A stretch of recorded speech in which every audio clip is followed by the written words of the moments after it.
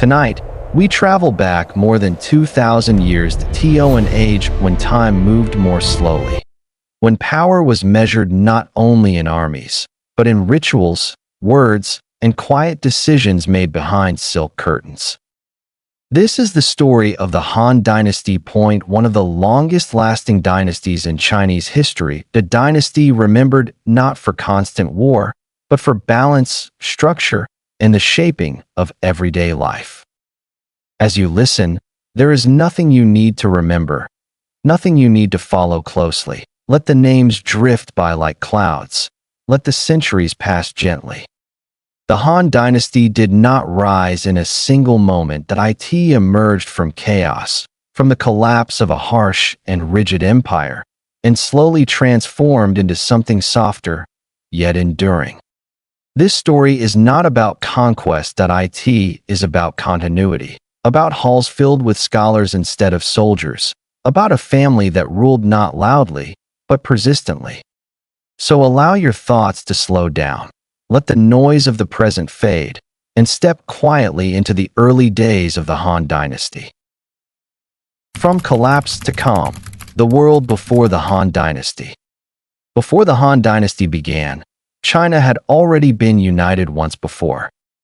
That earlier empire was the Qin Dynasty. Short-lived, strict, unforgiving. Under Qin rule, laws were severe and uniform, weights were standardized, roads were aligned, even thoughts were regulated. For a brief moment, the empire was strong, but strength without softness cannot last. The Qin rulers demanded obedience, but offered little comfort. Heavy labor exhausted the people, harsh punishments silenced dissent, and when the first emperor died, the structure he built began to crack. Rebellions rose quietly at first, then everywhere. Among the many voices of unrest, there was one man who did not appear destined for greatness. His name was Liu Bang, a man of humble origins. Liu Bang was not born into nobility. He did not come from an ancient clan. He was not trained in the classics as a child. He was a local official, a man familiar with villages, roads, and ordinary people. He understood hunger, he understood fatigue, and most importantly, he understood patience. While others sought glory through force, Liu Bang listened. He gathered followers slowly, former farmers, displaced soldiers, men who had grown tired of rigid rules and endless demands. Unlike the Qin generals, he did not impose fear, that he offered relief. Where laws had once been sharp and absolute, Liu Bang promised flexibility. Where punishment had been immediate, he spoke of forgiveness. These promises spread quietly. The fall of harsh rule. As the Qin dynasty weakened, control slipped from the capital. Regional leaders emerged. Some claimed noble blood, others claimed destiny. What followed was not a single war, but a long period of uncertainty. Battles were fought, alliances were formed and broken. Yet beneath the surface, a deeper question lingered. How should an empire be ruled? Through fear, or through order combined with mercy? Liu Bang did not rush toward the throne. That he waited, he observed. He allowed stronger rivals to exhaust themselves. And when the time came, he stepped forward. The birth of a new dynasty. In 202 BCE, after years of struggle, Liu Bang emerged as the final victor. He took the imperial title and became known as Emperor Gaozu of Han. But unlike his predecessors, he did not rule as a distant, divine figure. He simplified laws, reduced taxes, allowed local customs to remain. These changes were subtle, almost quiet. Yet they marked the true beginning of the Han Dynasty. This was not an empire built overnight. It was an empire that settled into place, like dust slowly resting after a storm. The early Han court. The early Han court was modest. There were no endless palaces at first, and extravagant ceremonies. Instead, there were long discussions. Officials debated policy, scholars argued philosophy, old Qin systems were examined, kept where useful, discarded where harmful. Confucian ideas began to return, not yet dominant, but present. Harmony, hierarchy, duty. These concepts would shape the Han Dynasty for centuries. A dynasty takes root. What made the Han different was not its power, but its rhythm. Years passed without dramatic change. Harvests came and went. Families grew. Records were kept. For the first time in generations, people began to believe that tomorrow would resemble today. This sense of continuity was the true foundation of Han rule. Not conquest, not fear, but predictability. And so, quietly, the Han Dynasty began to take root. As this chapter closes, remember this. The greatest dynasties do not always begin with thunder, some begin with silence. And in that silence, history slowly reshapes itself.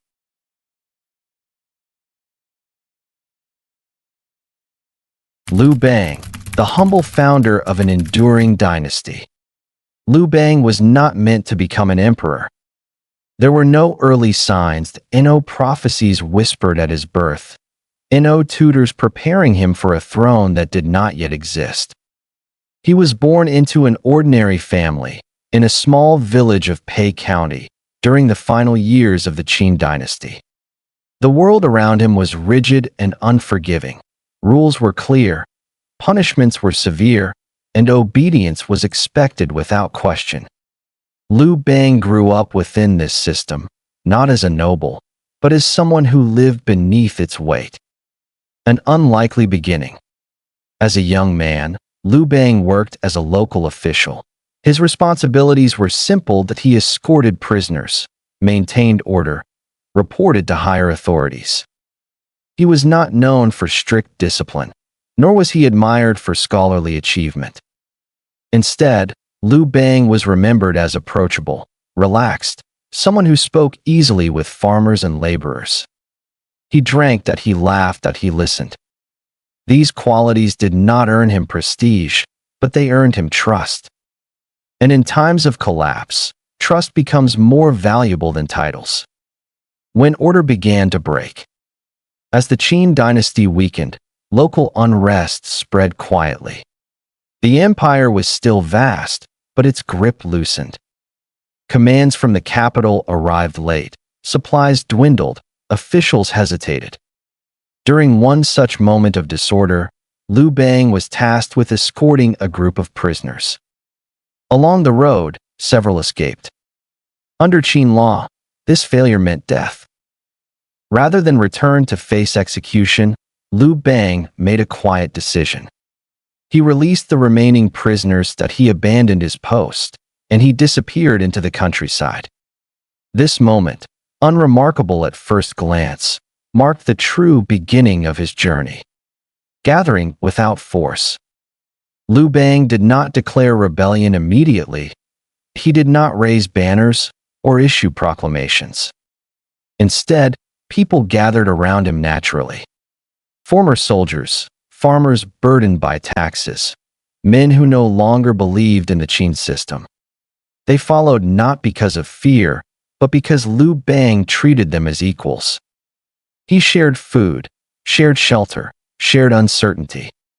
Leadership, in his case, was quiet and unintentional. Rivals of greater renown. During this time, many powerful figures emerged. Some claimed noble ancestry, others possessed disciplined armies. Among them was Xiangyu, a formidable general, respected and feared. Compared to such men, Liu Bang seemed unremarkable. He lacked refinement, his forces were inconsistent, his authority informal. Yet while others sought immediate dominance, Liu Bang focused on sustainability.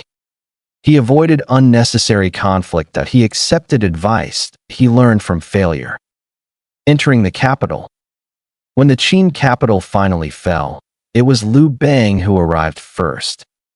Instead of allowing his followers to loot and destroy, he issued a simple order.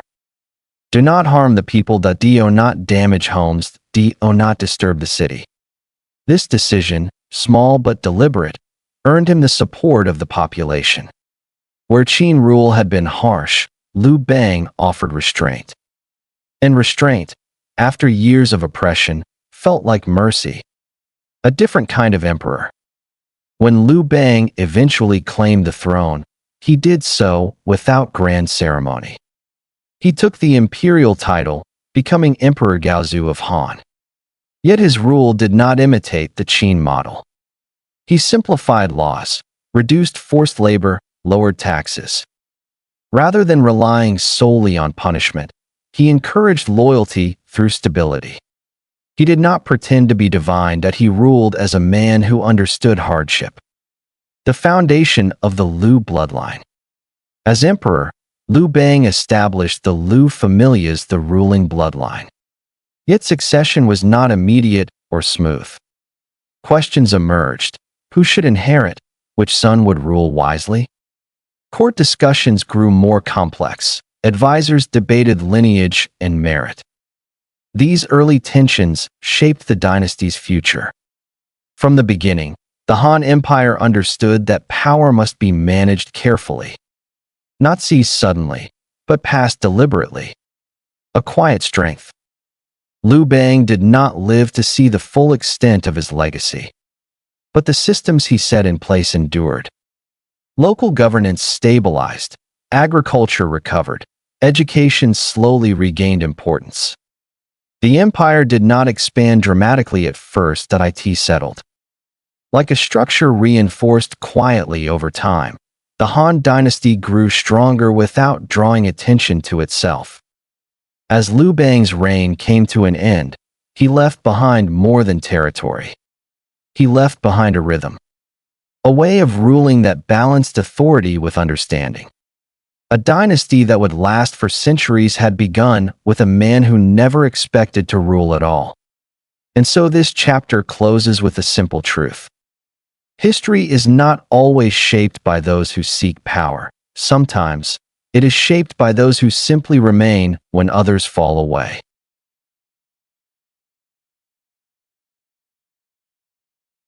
The Liu bloodline, family, succession, and quiet power. When the Han Dynasty was still young, its greatest challenge was not invasion, nor rebellion. It was family. The Liu bloodline, established by Emperor Gaozu, was both the dynasty's foundation and its most delicate structure. Blood connected the empire, blood also complicated it. The imperial family expands. As the Han court settled into routine, the imperial family began to grow. Sons were born, daughters were married into influential households, relatives were granted titles and lands. These decisions were made carefully, often after long discussions among advisors. The goal was stability. Each member of the Liu family was not merely a relative, but a living extension of imperial authority. Princes governed distant regions. Uncles advised from within the court. Cousins were placed where loyalty mattered most. On the surface, this system created harmony. Beneath it, tension slowly accumulated. Succession as a delicate art. Unlike the Qin dynasty, the Han rulers understood that succession could not be forced. An emperor's death was not just a personal loss, that it was a moment of uncertainty. Which son should rule? Birth order mattered, but so did temperament, so did the influence of the child's mother, so did the alliances formed within the palace. These questions were never resolved quickly. They unfolded slowly, through quiet conversations, private recommendations, and subtle shifts in favor. Succession, under the Han, became an art of balance. Empresses and influence. Within the inner palace, power moved silently. Empresses did not command armies, they did not issue laws. Yet their influence shaped generations. A favored empress could elevate her son, that a neglected consort could fade into obscurity. These dynamics were rarely spoken aloud, they were felt. Servants observed them, officials sensed them, the emperor navigated them carefully. The inner court, though hidden behind walls and curtains, was one of the most powerful spaces in the empire. Brothers and boundaries. Princes of the Liu family were often sent far from the capital. They governed provinces, oversaw local rituals, maintained order. This distance was intentional. Too much closeness bred rivalry. Too much separation risked independence. The Han court walked a narrow path. Princes were honored, but watched. Trusted, but limited. This balance allowed the dynasty to endure without frequent internal war. Rituals of kinship. Family unity was reinforced through ritual. Seasonal ceremonies, ancestral offerings, formal gatherings. These events were calm, predictable, almost repetitive. Yet repetition was their strength. Through ritual, the Liu family remembered its shared origin. Through ceremony, authority felt natural rather than imposed. The empire was reminded that power flowed through lineage, not force alone. Quiet conflicts. Despite these systems, conflict never disappeared entirely. It lingered quietly. In cautious glances, in careful wording, in alliances formed during banquets. But under the early Han, these tensions were rarely allowed to erupt. Patience was valued over speed, delay over decision, silence over confrontation. This restraint defined the Liu bloodline. Stability through restraint. The Han emperors learned that not every challenge required action. Some required waiting. Time softened disputes.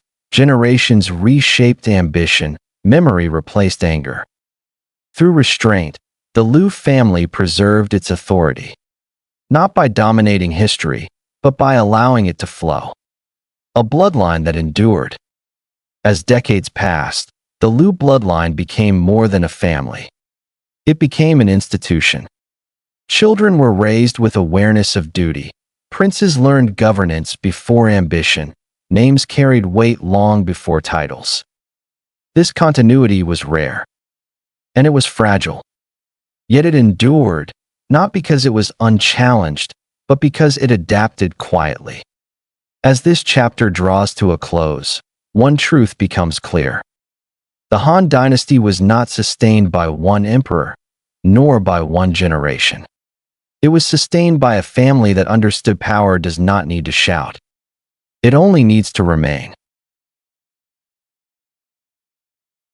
The Han court, scholars, rituals, and daily governance.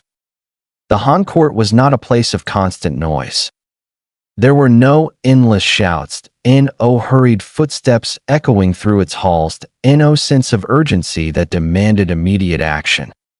Instead, the court moved slowly, deliberately, according to patterns established long before any single official arrived. This quiet rhythm became one of the defining features of Han governance. The structure of the court. At the heart of the empire stood the imperial court, a carefully organized body of officials, scholars, and advisors. Each position had a name. Each name carried a responsibility. Each responsibility was clearly defined. Ministers oversaw finance, justice, and ritual. Secretaries recorded decisions with careful precision. Messengers moved between offices at an unhurried pace. Nothing was left to improvisation. This structure created predictability, and predictability created calm. Scholars at the center of power.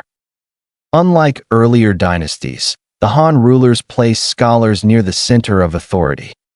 These men were not chosen for physical strength, but for knowledge. They studied ancient texts, they memorized histories, they debated philosophy in quiet rooms lined with bamboo scrolls. Their role was not to command, but to advise. They reminded the emperor of precedent, of moral duty, of balance. In this way, learning became a form of power. Confucian influence begins to settle. During the Han period, Confucian thought slowly returned to prominence. It did not arrive suddenly. It was not enforced overnight. Instead, it settled into the court gradually, like dust resting on polished wood. Ideas of hierarchy, respect, and harmony shaped discussions. Officials were encouraged to act as moral examples. Rulers were reminded that authority carried obligation. This philosophy softened governance without weakening it. Ritual as daily practice. Ritual was not reserved for grand occasions. It was part of daily life. Greetings followed precise forms. Meetings opened and closed in the same manner each day. Seasonal ceremonies marked the passage of time. These rituals did not exist to impress, they existed to reassure. Through repetition, order became familiar. And through familiarity, obedience felt natural. Decision-making without urgency. In the Han court, decisions were rarely rushed. Proposals were submitted, reviewed, discussed. Sometimes they were delayed deliberately. Waiting allowed emotions to fade. It allowed consequences to be considered. Silence was often more valuable than speed. This approach prevented sudden shifts and preserved continuity. The emperor's daily routine. The emperor's day followed a steady pattern. Morning audiences, midday discussions, evening reflection. He listened more than he spoke, observed more than he commanded. His presence anchored the court, not through force, but through consistency. When the emperor was calm, the court remained calm. Governance beyond the capital. Decisions made within the court trickled outward slowly. Edicts traveled along roads and rivers. Local officials interpreted them carefully, adapted them to regional needs. This flexibility prevented resentment. The empire functioned not as a rigid machine, but as a living system. Records and memory. One of the Han court's quiet strengths was its devotion to record-keeping. Events were written down, debates preserved, mistakes acknowledged. These records created institutional memory. Future officials learned from the past without reliving its chaos. History became a guide, not a warning. A calm at the core. To an outside observer, the Han court might have seemed uneventful. No spectacle, no drama. Yet this calm was its greatest achievement. Through scholars, ritual, and patience, the court maintained balance across generations. As this chapter comes to a close, one truth becomes clear. The Han Dynasty was not governed by urgency, it was governed by rhythm. And within that rhythm, the empire endured. Life under Han rule, cities, villages, and ordinary days. For most people living during the Han Dynasty, history did not arrive with announcements. It arrived quietly. In the rhythm of daily work, in the changing of seasons, in the steady passage of ordinary days. While emperors ruled from distant halls, life unfolded slowly across cities and villages, far from the center of power. The pace of the capital. In the Han capital, life followed a measured routine. Markets opened at dawn, shops arranged silk, grain, and tools with care. Merchants spoke softly, accustomed to order rather than urgency. Officials moved through streets without ceremony. Their robes marked status, but their presence did not disrupt the flow of daily life. The city breathed steadily, neither rushed nor still. Homes and family life. Han households were simple. Courtyards welcomed light and air. Rooms served multiple purposes. Furniture was functional rather than ornate. Families gathered in the evenings. Meals were shared quietly. Stories were passed down through repetition. Respect for elders shaped every interaction. Children learned by observation. Roles were clear, and clarity brought comfort. Village life beyond the walls. Beyond the cities, villages dotted the countryside. Fields stretched toward distant hills. Farmers rose before sunrise.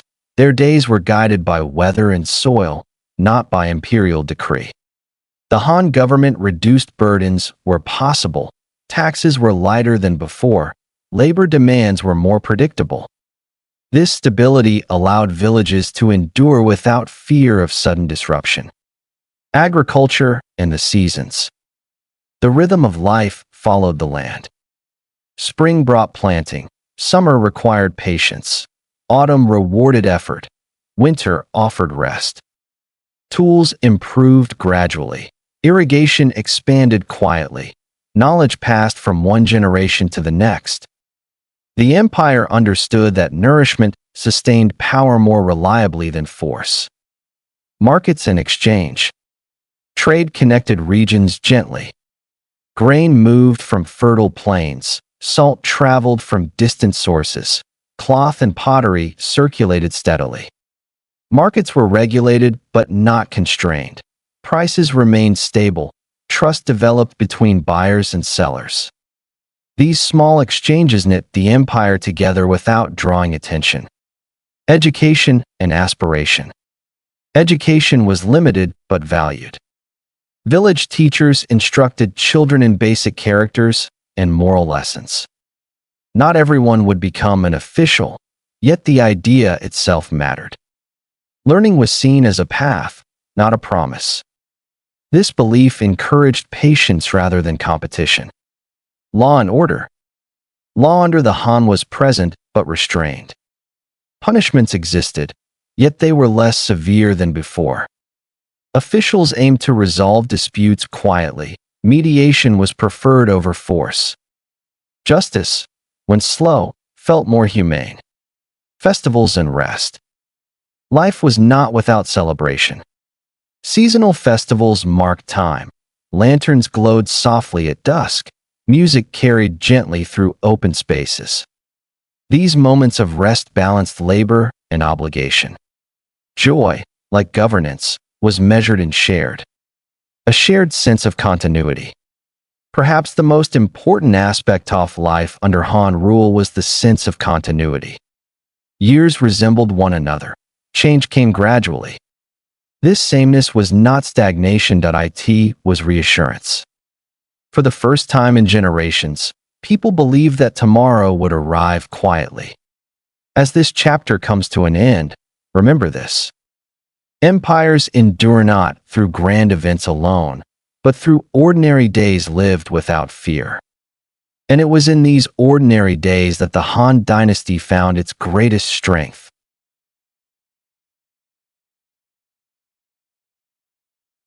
Confucian harmony, philosophy as the backbone of empire. Ideas do not conquer lands.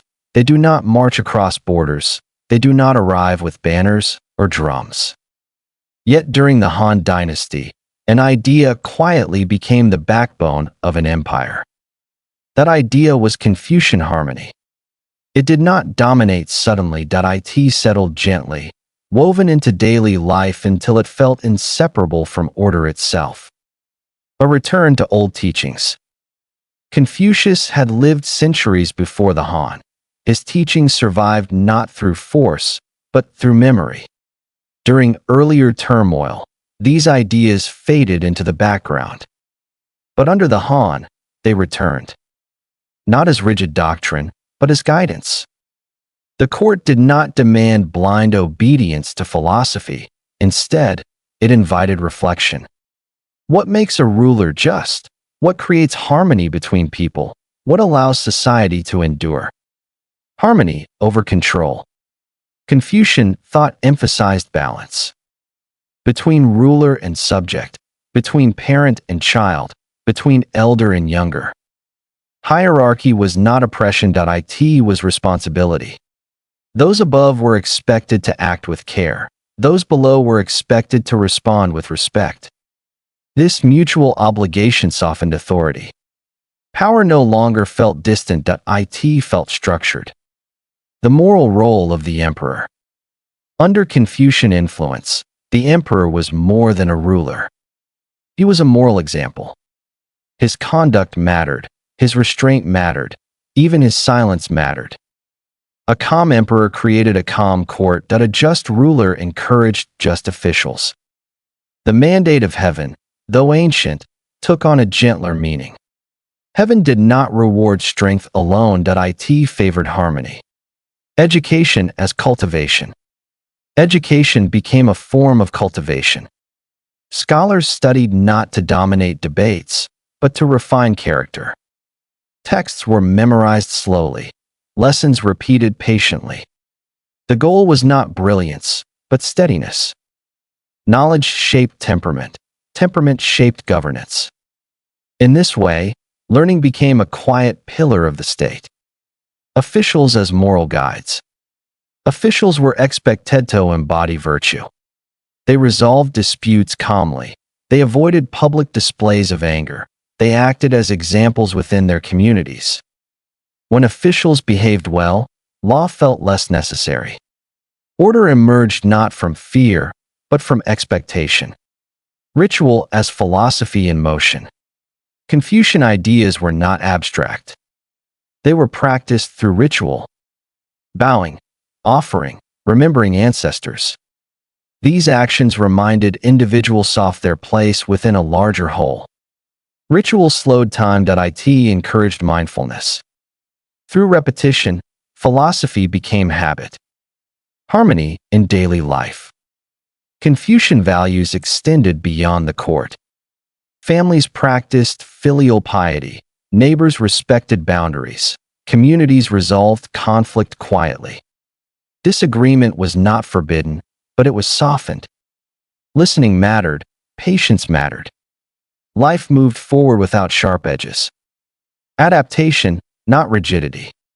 The Han Dynasty did not apply Confucianism blindly. Ideas were adapted, adjusted, balanced with practical needs. This flexibility allowed philosophy to endure. Confucian harmony was not an ideal world. It was a workable one. A quiet legacy. Over time, Confucian thought became inseparable from Han governance. It shaped decisions, influenced education, defined expectations. Yet it rarely announced itself.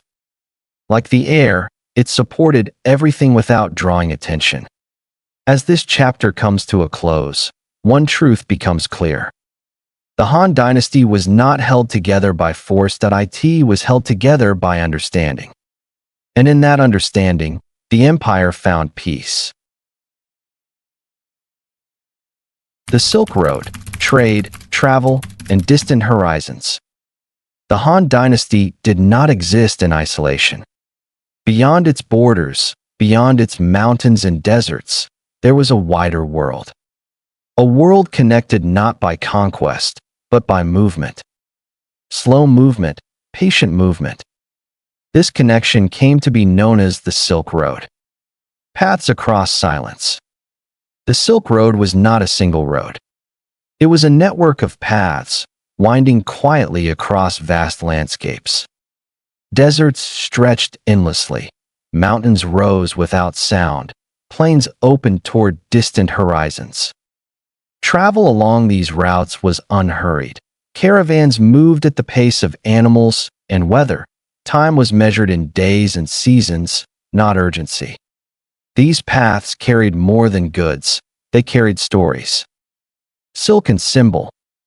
Silk was among the most prized attempts to leave the Han Empire. Soft, light, carefully woven. To those beyond China, silk felt almost unreal. It symbolized refinement, patience, and quiet mastery. Yet silk was only one part of the exchange. Goods that traveled slowly. Along the Silk Road, many things moved gently between worlds. Spices, precious stones, horses from distant lands, glassware shaped by unfamiliar hands. Each exchange was deliberate. Each transaction built trust. No single trade transformed the empire overnight, but over time, these exchanges reshaped how people understood the world. Messengers between cultures. Merchants were not merely traders. They were observers. They carried news of foreign customs, descriptions of unfamiliar cities, whispers of distant rulers. Through them, the Han court learned that the world was vast. Different languages existed, different rituals, different ways of governing. This knowledge expanded imagination without disrupting stability. Diplomacy through distance. The Han Dynasty approached foreign relations cautiously. Envoys traveled far, bearing gifts rather than threats. Meetings were formal, respectful, measured. Diplomacy favored patience. By maintaining calm relations, the Han secured borders without constant conflict. The rhythm of caravans. Caravans became part of the empire's rhythm. They arrived quietly, departed quietly.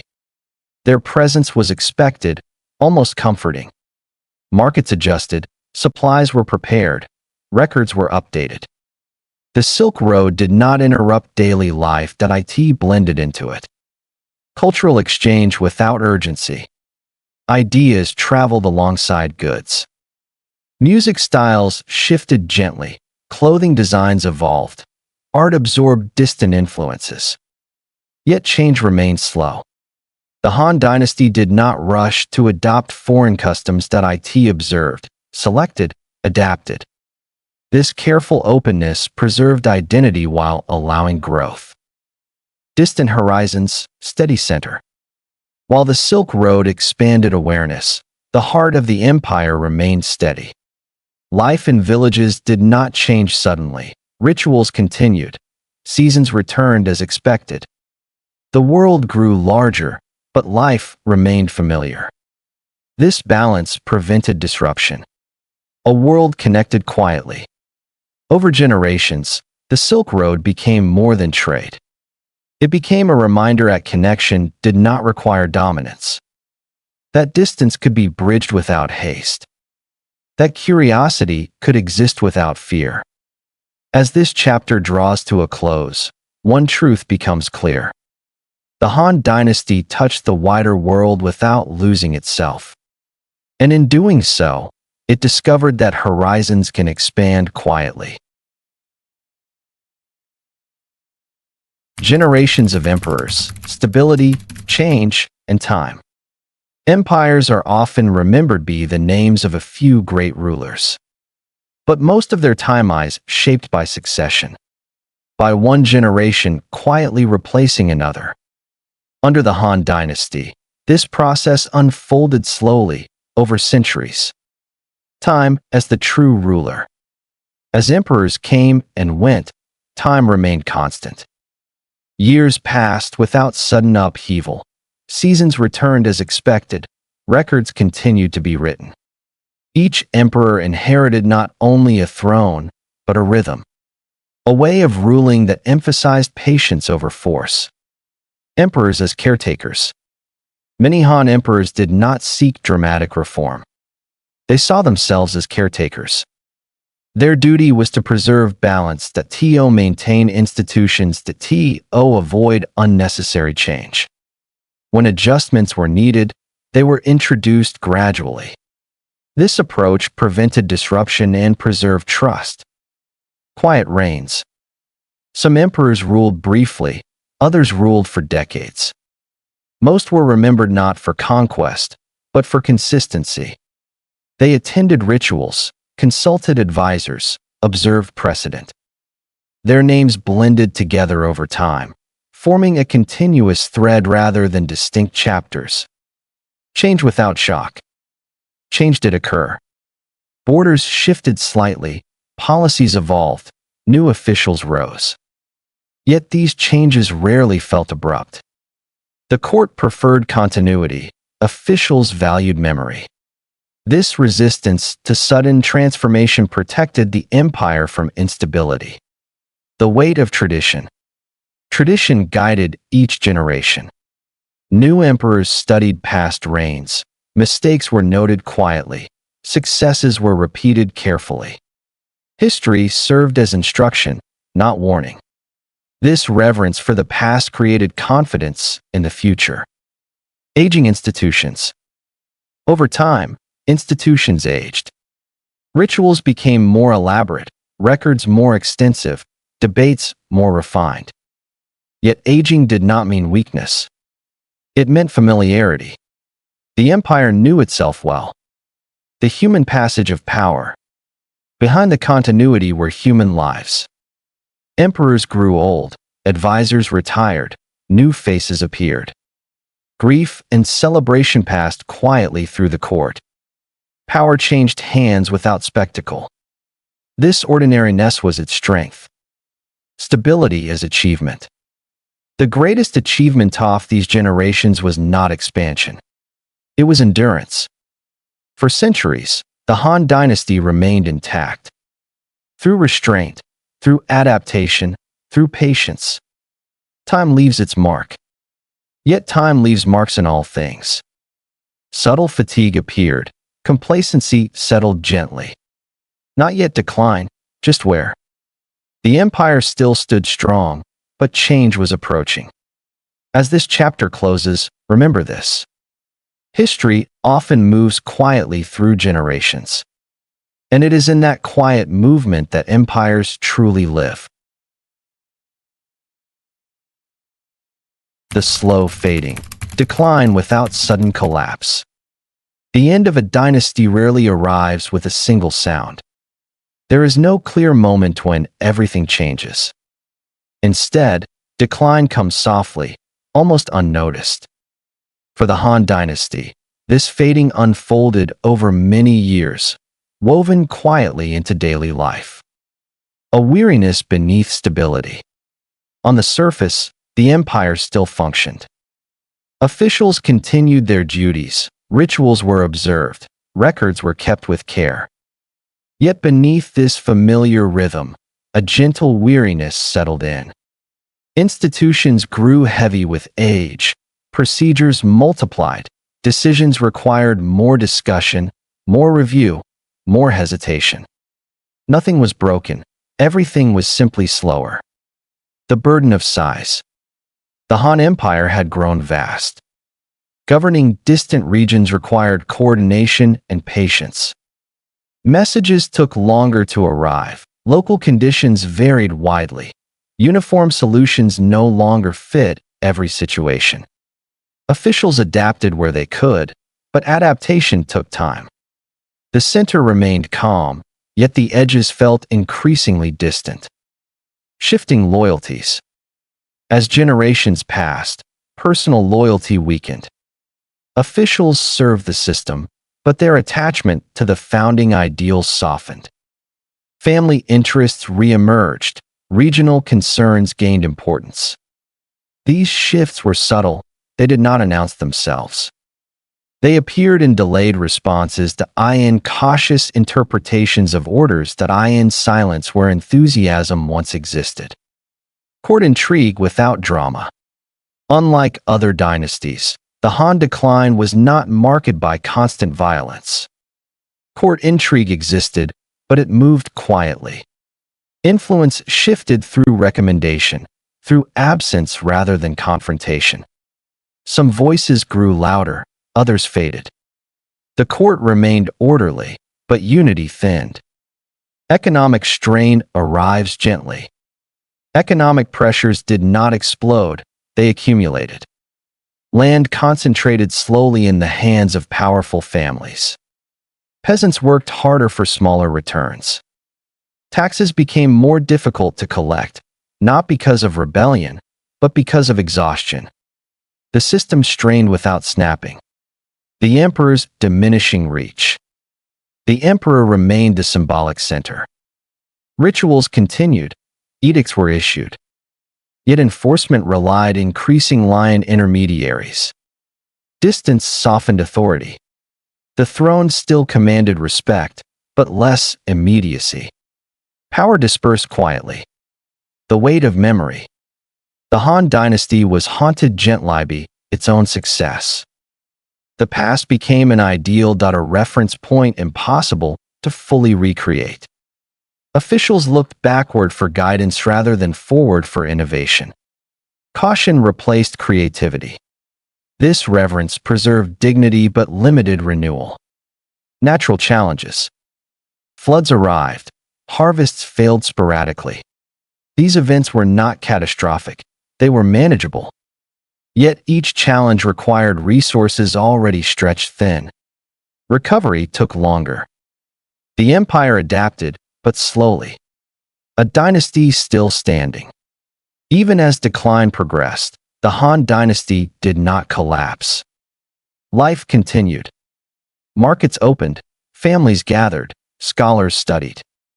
The empire remained recognizable long after its strength had softened. This endurance was remarkable. Decline is a process. The Han did not fall suddenly. It receded. Like daylight fading into evening, change was gradual. Many living within the empire did not realize they were witnessing the end of an era.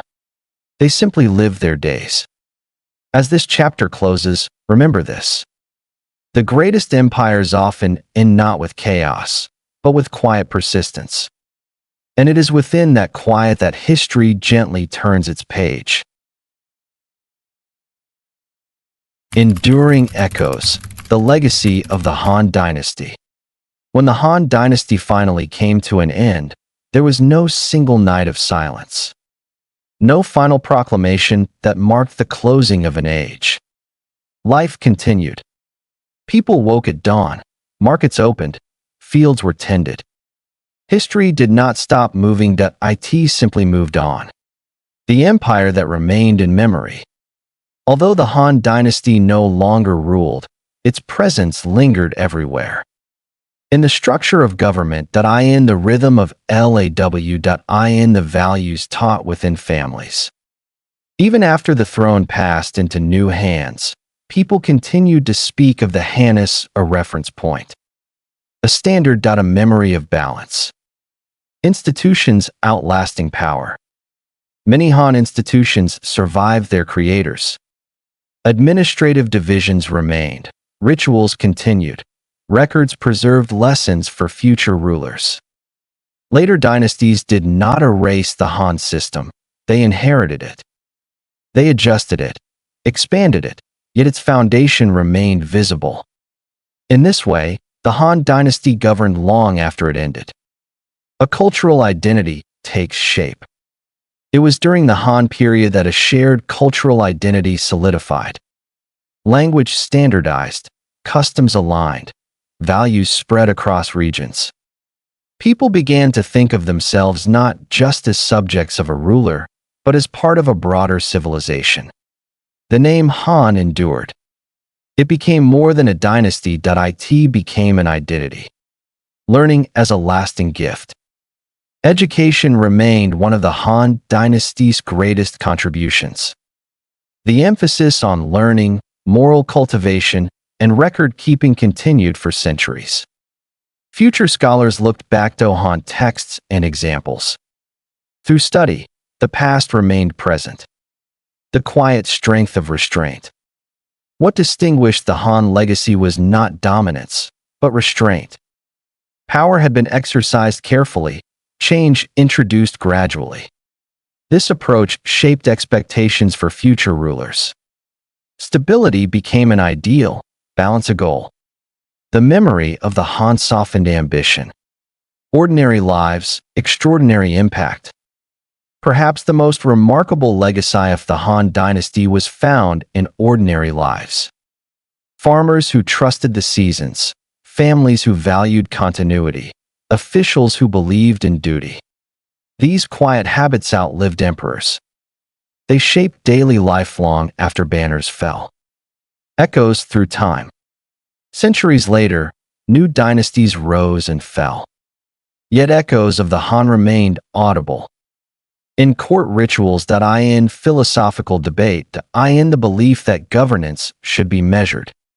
History remembered the Han not for spectacle, but for endurance. A dynasty without finality. The Han Dynasty did not truly disappear. It transformed. Its influence passed into memory, into practice, into identity. This transformation was its final achievement. Reflection at the journey's end. As this story draws to a close, there is nothing to conclude sharply. No lesson to declare loudly. Only a gentle realization that the most lasting powers are not those that demand attention, but those that quietly shape the world. A door left open. The Han Dynasty was one chapter in a long human story. Other dynasties followed, other families ruled, other empires rose and faded. Each left its own echo. And beyond this story, many others wait. Stories of forgotten courts, of silent rulers, of dynasties that shaped time without ever raising their voices. As you rest now, allow this journey to fade gently. Let the echoes remain, soft and distant. And when you are ready, another dynasty will be waiting.